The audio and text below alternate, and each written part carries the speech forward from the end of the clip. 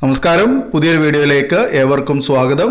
+2 exam തോറ്റവർ pass ആവാൻ say exam എഴുതണോ അതോ വരും വർഷത്തെ മാർച്ചിലെ എക്സാം എഴുതിയാൽ മതിയോ? വളരെ പ്രാധാന്യമുള്ളതും ചിന്തിക്കേണ്ടതുമായ ഒരു ചോദ്യമാണിത്. ഈ ചോദ്യങ്ങൾ എൻ്റെ തലയിൽ ഉദിച്ചതല്ല, ഇപ്പോൾ പരീക്ഷ എഴുതി തോറ്റ വിദ്യാർത്ഥികളിൽ നിന്ന് വന്നതാണ്. ഇത് കൂടെയുള്ള വിദ്യാർത്ഥികളെയും അധ്യാപകരെയും അതിലുപരി വിദ്യാഭ്യാസ വകുപ്പിനെയും ഇരുത്തി ചിന്തിപ്പിക്കാവുന്ന ഒരു ചോദ്യം തന്നെയാണ്. ഇത് കാണുമ്പോൾ ചിലപ്പോൾ നിങ്ങൾക്ക് ഇതിലിപ്പോൾ എന്തിരിക്കുന്നു, +2 തോറ്റാൽ ജയിക്കണമെങ്കിൽ സേ എഴുതണം, അല്ല പിന്നെ എന്ന് തോന്നിയേക്കാം. ഞാനും ആദ്യം അങ്ങനെ തന്നെയാണ് ചിന്തിച്ചതെങ്കിലും കമ്പാർട്ട്മെൻ്റൽ വിദ്യാർത്ഥികളുടെ ആദ്യത്തെ മാർക്കും സേയിലെ മാർക്കും ഇപ്പോൾ എഴുതി കിട്ടിയ മാർക്കും എല്ലാം കൂടി ഒത്തു നോക്കുമ്പോൾ ചില പൊരുത്തക്കേടുകൾ ഇല്ലേ എന്നൊരു തോന്നൽ. 2021-22 വിദ്യാഭ്യാസ വകുപ്പിൻ്റെ പരിഷ്കരിച്ച മാനുവൽ പ്രകാരം വിദ്യാർത്ഥികൾക്ക് എക്സാം എഴുതുന്നതുമായി ബന്ധപ്പെട്ട് പല നിർദ്ദേശങ്ങളും നൽകുന്നുണ്ട്. അതൊന്നും കാര്യമാക്കാതെയാണ് പല കുട്ടികളും എക്സാമിന് അപേക്ഷിക്കുന്നതും പല സ്കൂളുകളിലെ ടീച്ചേഴ്സ് വിദ്യാർത്ഥികളെ കൊണ്ട് എക്സാം എഴുതിപ്പിക്കുന്നതും. പ്രത്യേകിച്ച് കമ്പാർട്ട്മെൻ്റൽ വിദ്യാർത്ഥികളെ സംബന്ധിച്ച് എളുപ്പം മനസ്സിലാക്കാൻ വേണ്ടി ഈ ഒരു ബുദ്ധിമുട്ട്, ഈ പറഞ്ഞ കാര്യം എളുപ്പം മനസ്സിലാക്കാൻ വേണ്ടി സേ എക്സാം എഴുതുന്ന വിദ്യാർത്ഥികളെ നമുക്ക് രണ്ടായിട്ട് തിരിക്കാം. അതിലൊന്ന് അതാത് വർഷങ്ങളിൽ +2 എക്സാം എഴുതി തോറ്റവരാണ്, അതായത് റെഗുലർ സ്റ്റുഡൻസ്. രണ്ടാമത്തേത് മുൻ വർഷങ്ങളിൽ +2 എക്സാം എഴുതി തോറ്റവരാണ്, അതായത് കമ്പാർട്ട്മെൻ്റൽ സ്റ്റുഡൻസ്. നിലവിലെ സാഹചര്യത്തിൽ 2024 മാർച്ചിലെ എക്സാം എഴുതി തോറ്റവരാണല്ലോ അതാത് വർഷങ്ങളിൽ +2 എക്സാം എഴുതി തോറ്റവർ. അതായത് ഇപ്പോൾ നമ്മൾ എടുക്കുന്ന കോണ്ടസ്റ്റ് പ്രകാരം 2024 മാർച്ചിലെ ഈ മാർച്ചിലെ എക്സാം എഴുതി തോറ്റവരാണല്ലോ ഇപ്പോൾ നമ്മൾ ഈ ആദ്യം പറയുന്ന റെഗുലർ സ്റ്റുഡൻസ് എന്ന് പറയുന്നവർ. അവരെ സംബന്ധിച്ചുള്ള കാര്യങ്ങൾ ഞാൻ ആദ്യം പറയാം. സേ എക്സാം അവരെഴുതുമ്പോൾ എന്താണ് സംഭവിക്കുന്നത് എന്ന് പറയാം. ഇങ്ങനെയുള്ള വിദ്യാർത്ഥികൾ +2വിൽ എത്ര വിഷയം തോറ്റതാണോ അത് മുഴുവനും സേ എഴുതാം, ഒരു പ്രയാസവും ഇല്ല അതിൽ. ഈ വർഷം +2 തോറ്റ വിദ്യാർത്ഥികൾ +2 മാത്രമാണ് തോറ്റതെങ്കിൽ, അതായത് +1 തോൽക്കാതെ +2 മാത്രമാണ് തോറ്റതെങ്കിൽ ആ +2വിലെ മുഴുവൻ വിഷയം അവർക്ക് സേ എഴുതാം. ഇനി +1ൽ തോറ്റാലും എഴുതാട്ടോ, അതിന് കുഴപ്പമൊന്നുമില്ല, ഒരു തടസ്സം ഉണ്ടാവില്ല എന്നാണ്. എന്നാൽ ഇവരെ നമ്മൾ വീണ്ടും 3ആയിട്ട് തരംതിരിക്കുന്നുണ്ട് ഈ നിലവിലെ സാഹചര്യത്തിലുള്ള ആളുകൾ. അതിലൊന്നാമത്തേത് +1ൽ എല്ലാ വിഷയവും പാസ്സായവരും +2വിൽ ഏതെങ്കിലും വിഷയം തോറ്റവരുമാണെങ്കിൽ, ശ്രദ്ധിച്ച് കേട്ടോ, +1ൽ എല്ലാ വിഷയവും പാസ്സായവരും +2വിൽ ഏതെങ്കിലും വിഷയം തോറ്റവരുമാണെങ്കിൽ ഒരു പ്രയാസവുമില്ലാതെ സേ പഠിച്ചെഴുതുകയാണെങ്കിൽ പൂ പറിക്കുന്ന പോലെ പാസ്സാവാം. മനസ്സിലായോ? +2 മാത്രമല്ലേ എഴുതേണ്ടതുള്ളൂ, ഏതെങ്കിലും വിഷയങ്ങളല്ലേ എഴുതാണ്ടാവുള്ളൂ. അത് നന്നായിട്ട് അങ്ങോട്ട് പഠിച്ചാൽ നന്നായിട്ട് അങ്ങോട്ട് പാസ്സാവാം. ഇനി രണ്ടാമത്തെ വിഭാഗം, +1ൽ ഏതെങ്കിലും വിഷയം തോൽക്കുകയും +2വിലും അതേ വിഷയങ്ങൾ തോൽക്കുകയും അല്ലെങ്കിൽ മറ്റേതെങ്കിലും വിഷയങ്ങൾ തോൽക്കുകയും ചെയ്താൽ, എന്ന് പറഞ്ഞാൽ +1ലും +2വിലും തോൽവി ഉണ്ടായിട്ടുള്ള വിഭാഗം വിദ്യാർത്ഥികൾ അവരെന്താണ്, ആ വിഷയങ്ങൾ 2 വർഷവും തോറ്റതായിട്ടല്ലേ കണക്കാക്കുക. അതായത് ഒരേ വിഷയം +1ലും +2വിലും തോറ്റിട്ടുണ്ടെങ്കിൽ 2 വർഷവും തോറ്റതായിട്ടും, ചില വിഷയങ്ങൾ +1ൽ തോറ്റു +2 ജയിച്ചു അങ്ങനെയുള്ളവരുണ്ടാകും. എന്തായാലും 2 വർഷവും തോറ്റതായിട്ട് കണക്കാക്കുന്നു. അങ്ങനെയുള്ളവർ +1ൽ കിട്ടിയ മാർക്ക്, നിലവിൽ +1ൽ കിട്ടിയ മാർക്ക് എന്താണോ അതിനോട് +2വിൻ്റെ മാർക്ക് കൂട്ടി വാങ്ങണം. അതായത് ഇപ്പോൾ എഴുതാൻ പോകുന്ന സേയിൽ +2വിൻ്റെ മാർക്ക് +1ൽ നിലവിലുള്ള മാർക്കിനോട് കൂട്ടി വാങ്ങുമ്പോൾ അത് 48 അല്ലെങ്കിൽ 36 മിനിമം കിട്ടി അല്ലെങ്കിൽ മിനിമം ആക്കി പാസ്സാവാം.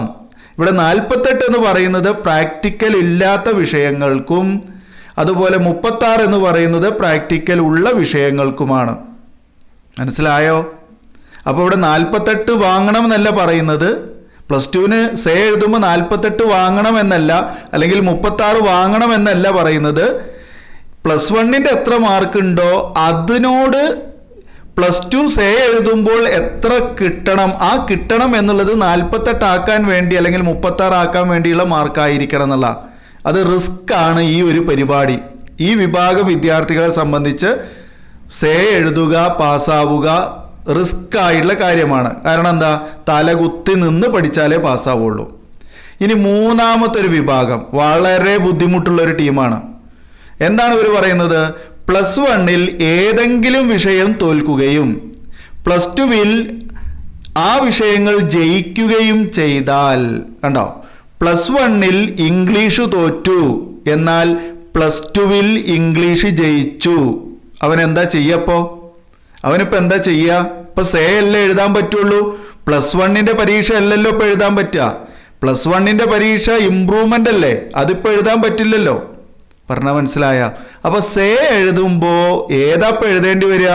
ജയിച്ച ഇംഗ്ലീഷ്. കണ്ടാ, പ്ലസ് ടു ജയിച്ചതാണ്. പ്ലസ് വണ്ണിൽ ഏതെങ്കിലും വിഷയം തോൽക്കുകയോ പ്ലസ് ടുവിൽ ആ വിഷയം ജയിക്കുകയോ ചെയ്തെങ്കിൽ സേ എഴുതുമ്പോൾ വളരെയധികം ശ്രദ്ധിക്കണം. എന്താ, പ്ലസ് വണ്ണിൽ കുറഞ്ഞ മാർക്ക് പ്ലസ് ടുവിൽ കൂട്ടി വാങ്ങണം. അപ്പം നിലവിലുള്ള പ്ലസ് ടുവിൽ കിട്ടിയ മാർക്ക് എത്രയാണോ അത് നിലനിർത്തുകയില്ല സേ എഴുതി കഴിഞ്ഞാൽ. കണ്ടോ, പ്ലസ് വണ്ണിലാണ് മാർക്ക് പോയത്, ആ മാർക്ക് നമുക്ക് ഇപ്പം എഴുതിയ പ്ലസ് ടുവിൽ കൂട്ടി വാങ്ങാൻ കഴിഞ്ഞില്ല, അതുകൊണ്ട് നമ്മൾ തോറ്റുപോയി. അപ്പോൾ ഇനി നമ്മൾ സേ എഴുതുമ്പോൾ പ്ലസ് ടു ജയിച്ച പരീക്ഷയാണ് വീണ്ടും എഴുതാൻ പോകുന്നത്. അപ്പോൾ നമ്മൾ എന്താ ചെയ്യുക? ആദ്യം എഴുതുന്നത് പോലെ തന്നെ എഴുതണം. എങ്ങനെ? പ്ലസ് വണ്ണിൽ കിട്ടിയ മാർക്ക് എന്താണോ അതവിടെ നിലനിർത്തിയിട്ട് പ്ലസ് ടുവിൻ്റെ ഇപ്പം ജയിച്ച മാർക്ക് നമ്മൾ മറന്നിട്ട് 0 കരുതിയിട്ട് വീണ്ടും പ്ലസ് വണ്ണിൻ്റെ മാർക്കിനോട് കൂട്ടിയിട്ട് 48 അല്ലെങ്കിൽ 36 കിട്ടുന്ന രീതിയിലേക്ക് നമ്മൾ പഠിച്ച് പാസ്സാവണം എന്നാണ്. മനസ്സിലായോ? അതായത് പ്ലസ് വണ്ണും പ്ലസ് ടുവും വീണ്ടും ജയിക്കേണ്ടി വരുമെന്നാണ് ഇതിൻ്റെ അർത്ഥം. ഇവിടെയും 2 വർഷം കൂട്ടുമ്പോൾ നമ്മൾ നേരത്തെ പറഞ്ഞ പോലെ 48 അല്ലെങ്കിൽ മിനിമം, അതുപോലെ 36 അല്ലെങ്കിൽ മിനിമം, അല്ലേ? അത് കിട്ടിയാലേ പാസ്സാവൂ. അത് ഈ 48 എന്ന് പറഞ്ഞത് പ്രാക്ടിക്കൽ ഇല്ലാത്തത്, 36 എന്ന് പറയുന്നത് പ്രാക്ടിക്കൽ ഉള്ളതിന്. മനസ്സിലായില്ലേ? അതായത് 48 വാങ്ങണം പ്ലസ് ടുവിൽ, 36 വാങ്ങണം പ്ലസ് ടു സേൽ എന്നല്ല അതിൻ്റെ അർത്ഥട്ടാ. പ്ലസ് വണ്ണിൽ എന്താണോ മാർക്കുള്ളത് അതിനോട് എത്ര സേ എഴുതുമ്പോൾ എത്ര മാർക്ക് കൂട്ടിയാൽ, ആ പ്ലസ് വണ്ണിലെ മാർക്കിനോട് എത്ര മാർക്ക് കൂട്ടിയാൽ 48 ആകും അല്ലെങ്കിൽ 36 ആകും, അതാണ് നമ്മൾ ഈ സേൽ വാങ്ങേണ്ടത്. അതും വളരെ ബുദ്ധിമുട്ടായുള്ള കാര്യമാണ്. അപ്പോൾ ഇത്തരം വിഭാഗം വിദ്യാർത്ഥികൾ സേ എഴുതുമ്പോൾ എല്ലാവരും പെട്ടുപോകും, തോറ്റുപോകും. കാരണം എന്താ, ഇവിടെ സേ എഴുതുമ്പോൾ കിട്ടുന്ന മാർക്കാണ് പ്ലസ് ടുവിലെ മാർക്കായിട്ട് പരിഗണിക്കുക. മുൻപ് നമ്മൾ ജയിച്ച മാർക്ക് ഉണ്ടല്ലോ, ഇപ്പൊ നമുക്ക് മാർക്ക് ലിസ്റ്റ് വരുമ്പോൾ കിട്ടിയ മാർക്ക് ഉണ്ടല്ലോ, ആ മാർക്ക് പ്ലസ് ടുവിൽ ജയിച്ചതാണ്, പ്ലസ് വണ്ണിലെ തോറ്റതാണ്. പക്ഷെ ഈ രീതിയിൽ നമ്മൾ പരീക്ഷ വീണ്ടും സേ എഴുതുമ്പോൾ ആ പ്ലസ് ടുവിലുള്ള ജയിച്ച മാർക്ക് ഒരിക്കലും പരിഗണിക്കില്ല. സേ എഴുതുമ്പോൾ കിട്ടുന്ന പ്ലസ് ടു മാർക്ക് എന്താണോ അത് മാത്രമേ പരിഗണിക്കുള്ളൂ. ആ മാർക്ക് പ്ലസ് വണ്ണിൻ്റെ മാർക്കിനോട് കൂട്ടുകയാണ് ചെയ്യുന്നത്.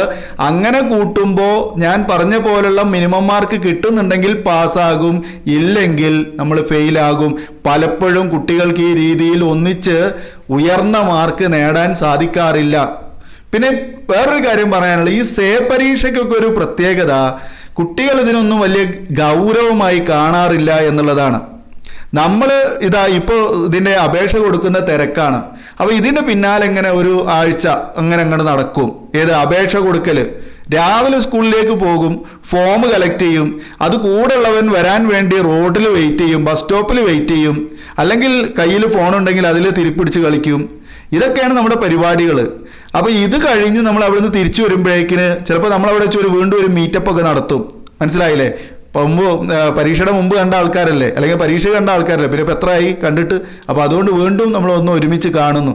അല്ലാതെ ഇവിടെ നമ്മൾ ബേജാറില്ല, വേവലാതില്ല. ഏത് തോറ്റ ആളാണ്, എനിക്കിത് എങ്ങനെങ്കിലും രക്ഷപ്പെടണം, ഇത് തോറ്റത് എങ്ങനെങ്കിലും നേടിയെടുക്കണം എന്നുള്ള ചിന്തയൊന്നും അപ്പം ഉണ്ടാവുന്നില്ല. പിന്നെ ഓൾ ടിക്കറ്റ് വരുമ്പോൾ പരീക്ഷ എഴുതുന്നു, അവിടെ പോയി കിടന്ന് ഉറങ്ങുന്നു, പോരുന്നു, വീണ്ടും തോൽക്കുന്നു. ഇതൊക്കെ തന്നെയാണ് സംഭവിക്കുന്നത്.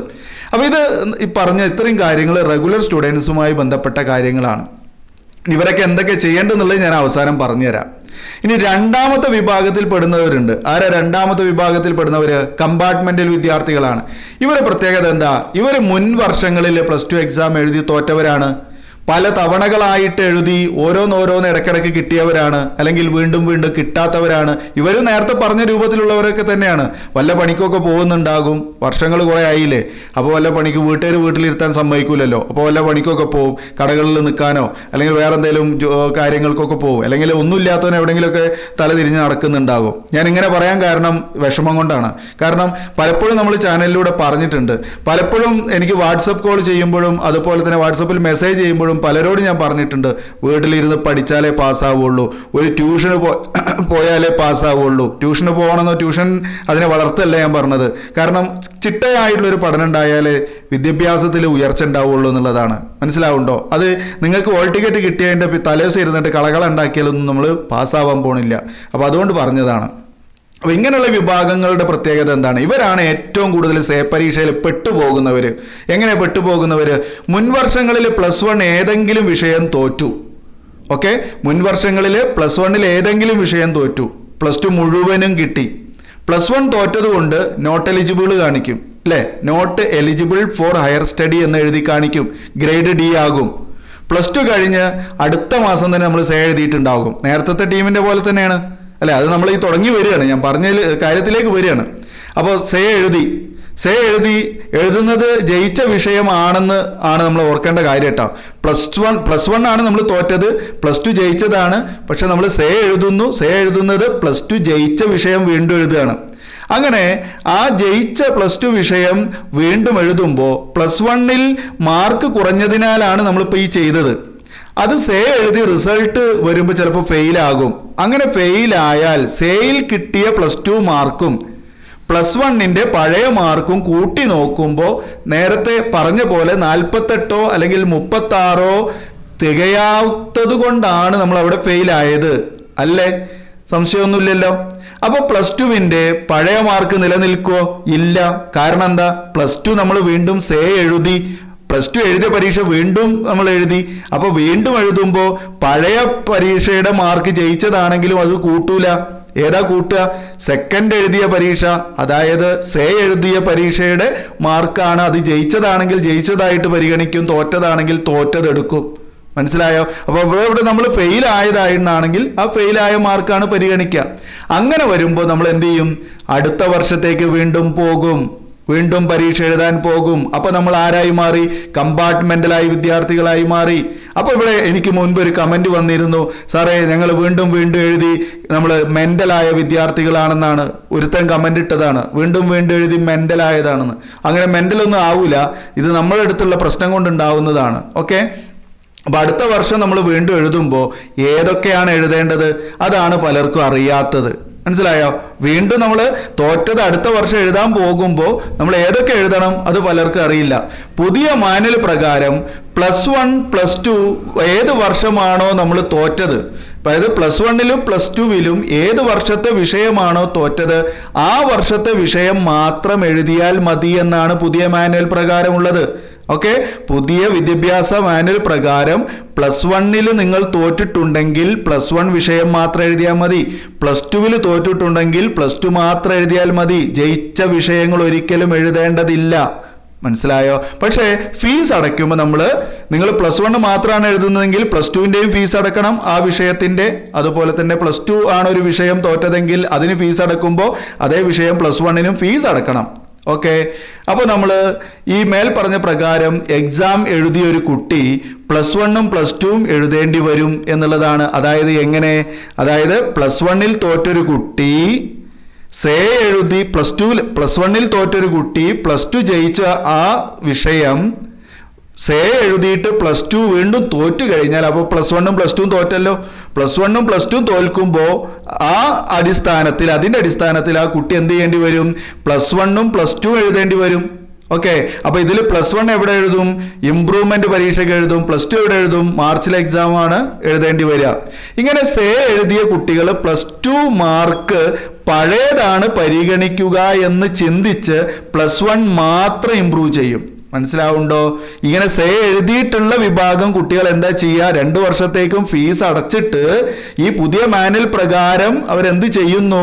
+1 ഞാൻ തോറ്റിരുന്നത്, എനിക്ക് +2 ജയിച്ചതാണല്ലോ എന്ന ചിന്താഗതിയോടുകൂടി അവർ +1 മാത്രം ഇംപ്രൂവ് ചെയ്യും, +2 എഴുതാതിരിക്കുകയും ചെയ്യും. റിസൾട്ട് വരുമ്പോൾ എന്താകും? വീണ്ടും ഫെയിൽ ആയതായിട്ട് കാണിക്കും, ഗ്രേഡ് D ആണ് കാണിക്കുക. അപ്പൊ ഇത് കുട്ടികളിൽ സംശയം ഉണ്ടാക്കും. ഞാൻ മുമ്പ് +2 ജയിച്ചതല്ലേ, അതുകൊണ്ട് ഞാൻ അത് എഴുതിയിട്ടില്ല, +1 മാത്രമാണ് ഞാൻ ഇംപ്രൂവ് ചെയ്തത്, അത് ഞാൻ എഴുതി പാസ്സായതാണല്ലോ, പിന്നെ എന്താ ഞാൻ തോറ്റത് എന്ന് അവര് ആകെ സംശയം പ്രകടിപ്പിക്കും. DHSCക്ക് തെറ്റുപറ്റിയതെന്ന് വരെ അവർ പറയും. മനസ്സിലായല്ലോ? യഥാർത്ഥത്തിൽ തെറ്റുപറ്റിയത് എന്താണ്? നമുക്കാണ്, നമ്മൾ മനസ്സിലാക്കിയെടുത്ത രീതിയിലാണ് തെറ്റുപറ്റിയത്. അപ്പൊ ഇതിനെന്താണ് നമ്മളൊരു സൊല്യൂഷൻ ഉണ്ടാക്കുക? വർഷം നഷ്ടപ്പെടാതിരിക്കാനാണ് നമ്മൾ സേ എഴുതുന്നത് ആണല്ലോ. പക്ഷെ കുട്ടികൾക്ക് ഉയർന്ന മാർക്ക് നേടാൻ കഴിയാതെ വന്നാൽ പരാജയത്തിന്റെ പടുകുഴിയിലേക്കാണ് വീഴുന്നത് ആണല്ലോ. അപ്പോ ഇതിന് ഞാനൊരു സൊല്യൂഷൻ പറഞ്ഞു തരാം. ഇത് എൻ്റെ ഒരു അഭിപ്രായം മാത്രമാണ്. +1 തോറ്റ് +2 ജയിച്ചവർ സേ എഴുതാതിരിക്കുന്നതാണ് നല്ലത്. ഓക്കെ, +1 തോറ്റ് +2 ജയിച്ച കുട്ടികൾ, ഇപ്പൊ ഉള്ള ആൾക്കാരുടെ അവസ്ഥ ഞാൻ പറഞ്ഞു തരുന്നത്. +1 തോറ്റവരുണ്ട്, +2 അതേ വിഷയം +2 ജയിച്ചവരുണ്ട്. അപ്പൊ ആ +2 ജയിച്ച വിഷയമാണ് വീണ്ടും നമ്മൾ സേ എഴുതുക. അങ്ങനെയുള്ള കുട്ടികൾ മാർക്ക് കൂടുതൽ വാങ്ങാൻ കഴിയാത്തവരാണെങ്കിൽ നിങ്ങൾ ഒരു വർഷം അങ്ങോട്ട് നഷ്ടപ്പെടുത്തുക, ഈ വർഷം അങ്ങോട്ട് വിട്ടേക്കുക. എന്നിട്ട് എന്ത് ചെയ്യുക? അടുത്ത വർഷം +1 +2 2 വർഷം കൂടെ ഫീസ് അടയ്ക്കുക. എന്നിട്ട് തോറ്റ വർഷം +1 ആണെങ്കിൽ ആ +1ന്റെ ഇംപ്രൂവ്മെന്റ് മാത്രം എഴുതി പാസ്സാവുക. അപ്പൊ നിങ്ങൾ ഓൾറെഡി നിങ്ങൾ എഴുതിയ +2 ജയിച്ച മാർക്ക് അവിടെ നിലനിൽക്കും. അങ്ങനെ നിങ്ങൾക്ക് ജയിച്ച സർട്ടിഫിക്കറ്റ് കിട്ടും. മനസ്സിലായല്ലോ? അപ്പൊ ജയിച്ച വിഷയം നിങ്ങൾ എഴുതണ്ട, അവിടെ ആബ്സെന്റ് ആയാലും നിങ്ങൾക്ക് ഒരു കുഴപ്പം ഉണ്ടാവില്ല. ഹോൾ ടിക്കറ്റ് വരും, ഹോൾ ടിക്കറ്റ് വാങ്ങിയാലും വാങ്ങിയില്ലെങ്കിലും കുഴപ്പമില്ല, ആബ്സെന്റ് ആയാലും കുഴപ്പമില്ല. ഒരിക്കലും പോയിട്ട് ജയിച്ച വിഷയം അറ്റൻഡ് ചെയ്യരുത്. ഓക്കെ, ഇനി മറ്റൊന്ന്, +1 ജയിച്ച് +2 തോറ്റവരാണെങ്കിൽ, +1 ജയിച്ച് ഇപ്പോൾ ഉള്ള അവസ്ഥ തന്നെയാണ്, +1 ജയിച്ചവരാണ്, +2 ആണ് തോറ്റത്. നിങ്ങൾ ധൈര്യത്തിൽ പോയിട്ട് +2 എഴുതിക്കോ, ഒരു കുഴപ്പമില്ല. സേ എഴുതിക്കോ, ഒരു കുഴപ്പമില്ല. സേ എഴുതി അഥവാ തോറ്റാലും നിങ്ങൾക്ക് എന്താണ്? ഒരു വർഷം നഷ്ടപ്പെടും. ആ നഷ്ടപ്പെട്ടത് നിങ്ങൾക്ക് അടുത്ത വർഷം +1ഉം +2 ഈ പറഞ്ഞ പോലെ തന്നെ 2 വർഷത്തേക്കും ഫീ അടച്ചിട്ട് ജയിച്ച +1നെ എഴുതാതിരിക്കുക. +1ന്റെ ഇംപ്രൂവ്മെന്റ് പരീക്ഷ വരുമ്പോൾ അത് എഴുതാതിരിക്കുക. നേരെ +2വിന്റെ പരീക്ഷ മാർച്ചിൽ വരുമ്പോൾ ആ ഹോൾ ടിക്കറ്റ് മാത്രം വാങ്ങിയിട്ട് പരീക്ഷ എഴുതുക. ഓക്കെ, അപ്പൊ +1 മാർക്ക് അതുപോലെ നിലനിർത്താൻ അവിടെ സാധിക്കും. അപ്പൊ ജയിച്ച +1 മാർക്ക് നിലനിർത്താം. +2 എഴുതി ജയിക്കുകയാണെങ്കിൽ നമുക്ക് ജയിച്ച സർട്ടിഫിക്കറ്റ് ഒരുമിച്ച് കിട്ടുകയും ചെയ്യും. ഇതിനപ്പുറത്തേക്ക് ഇനി ഒരു ടെക്നിക്ക് പറഞ്ഞു തരാൻ എന്നെ കൊണ്ട് അറിയില്ല. നിങ്ങൾക്ക് ആർക്കെങ്കിലും അറിയെങ്കിൽ നിങ്ങൾ എന്ത് ചെയ്യുക? ഒന്ന് കമന്റ് ചെയ്യണം. ഓക്കെ, ഇനി +1ഉം +2ഉം തോറ്റവർ സേ എഴുതുന്നത് കൊണ്ട് കുഴപ്പമൊന്നുമില്ല. അങ്ങനെയും ചില ടീമുണ്ട്, +1ഉം തോറ്റിട്ടുണ്ട് +2ഉം തോറ്റിട്ടുണ്ട്. അങ്ങനെയുള്ള ആൾക്കാർ സേ എഴുതിയാലും എഴുതിയില്ലെങ്കിലും കുഴപ്പമൊന്നുമില്ല, എഴുതുന്നതുകൊണ്ട് കുഴപ്പമൊന്നുമില്ല. പാസ്സായാൽ അഥവാ നമ്മൾ പാസ്സാവുകയാണെങ്കിൽ അതൊരു വലിയ രക്ഷപ്പെടലാണല്ലോ അല്ലേ? അല്ലെങ്കിൽ പിന്നെ നമ്മൾ എന്ത് ചെയ്യണം? അടുത്ത വർഷത്തേക്ക് നേരത്തെ പറഞ്ഞ പോലെ +1ഉം +2ഉം 2 വർഷത്തേക്ക് ഫീ അടച്ചിട്ട് 2 വർഷം എക്സാം എഴുതുക. അപ്പോൾ നമ്മൾ പാസ്സാവാൻ സാധ്യത കൂടുതലാണ്. +1 ഇംപ്രൂവ് ചെയ്യുക, അതുപോലെ തന്നെ +2 മാർച്ചിൽ എഴുതുക. ഓക്കെ, അപ്പൊ ഈ മേൽ പറഞ്ഞ കാര്യങ്ങളെല്ലാം ആദ്യം ഇത് ചെയ്യേണ്ട കാര്യങ്ങളാണ്. എല്ലാത്തിനും വേണ്ടത് എന്താണ്? അതിയായ ആഗ്രഹവും താല്പര്യവും നല്ല രീതിയിലുള്ള പഠനവും സത്യസന്ധതയോടുള്ള എക്സാം എഴുതലൊക്കെയാണ്. ഓക്കെ, ഇതാണ് ഏറ്റവും ആദ്യം വേണ്ടത്. പിന്നെ ഇത് എൻ്റെ വാക്കുകൾ മാത്രമാണ്. ഈ വാക്കുകൾ മാത്രം കേട്ട് നിങ്ങൾ തീരുമാനങ്ങൾ എടുക്കാതിരിക്കുക. ഇതെൻ്റെ മുൻകൂറായുള്ളൊരു ജാമ്യമാണെന്ന് ചിന്തിച്ചാൽ മതി. ഞാനൊരു ജാമ്യം എടുക്കലാണ്. ഓക്കെ, എൻ്റെ തീരുമാനങ്ങൾ മാത്രം, അല്ലെങ്കിൽ എൻ്റെ വാക്കുകൾ മാത്രം കേട്ട് നിങ്ങളൊരു തീരുമാനം എടുക്കാതിരിക്കുക. എല്ലാത്തിലും എന്തുണ്ട്? നെല്ലും പതിരും ഉണ്ടാവും അല്ലേ? അപ്പോൾ എല്ലാത്തിനും അപ്പുറത്തേക്ക് ഒരു അന്തിമ തീരുമാനം ആരുടേത് മാത്രമായിരിക്കണം? നിങ്ങൾ ഓരോരുത്തരുടേത് മാത്രമായിരിക്കണം. ഓക്കെ, നിങ്ങളാണ് നിങ്ങളുടെ ഭാവി കെട്ടിപ്പടുക്കാൻ ശ്രമം നടത്തേണ്ടവർ. അതുകൊണ്ട് തീരുമാനം നല്ലതായിരിക്കണം. അതിന് നമ്മളുടെ ഭാഗത്തു നിന്നൊക്കെയുള്ള ഒരു ഡിസിഷൻ എടുക്കുന്നതിന് മുൻപുള്ള ഒരു അഭിപ്രായം എന്ന രീതിയിൽ ഇതൊക്കെ നിങ്ങൾക്ക് സ്വീകരിക്കാവുന്നതാണെന്ന് മാത്രം. ഓക്കെ മക്കളെ, എല്ലാവർക്കും നല്ലത് വരട്ടെ, വിജയാശംസകൾ നേർന്നുകൊണ്ട് ഈ ഒരു വീഡിയോ ഇവിടെ വൈൻഡപ്പ് ചെയ്യുകയാണ്. ഈ വീഡിയോ കണ്ടിരുന്ന എല്ലാവർക്കും നന്ദി. വീഡിയോ നിങ്ങൾക്ക് ഇഷ്ടപ്പെടുകയാണെങ്കിൽ, ഉപകാരപ്പെടുകയാണെങ്കിൽ ഒന്ന് ഷെയർ ചെയ്യാനും ലൈക്ക് ചെയ്യാനും മറക്കരുത്. ആദ്യമായി കാണുന്നവർ നമ്മുടെ ചാനൽ ഒന്ന് സബ്സ്ക്രൈബ് ചെയ്ത് തൊട്ടടുത്തുള്ള ബെല്ലൈക്കൺ ഒന്ന് എനേബിൾ ചെയ്ത് വെക്കുകയാണെങ്കിൽ പുതിയ പുതിയ അപ്ഡേറ്റുകളുമായിട്ട് വീണ്ടും നിങ്ങളുടെ മുന്നിലേക്ക് എത്തുന്നതാണ്. വീഡിയോ കണ്ടിരുന്ന എല്ലാവർക്കും ഒരിക്കൽ കൂടി നന്ദി. Thanks for watching.